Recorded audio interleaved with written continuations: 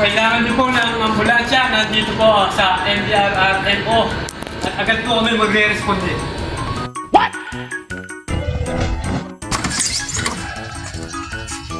Pagka po sa inyo ay may sunog, grass fire o bahay, huwag pong mayang lumapit, pumunta lang po kayo sa NDRRMO Disaster, magre-responde po kami. Damn! Now this. Oops, nakita niyo po yun. Kung nagkaroon ng baha, lumapit na lang po kayo sa Disaster Office at kami po ay magre-responde kaagad-agad. Kalami!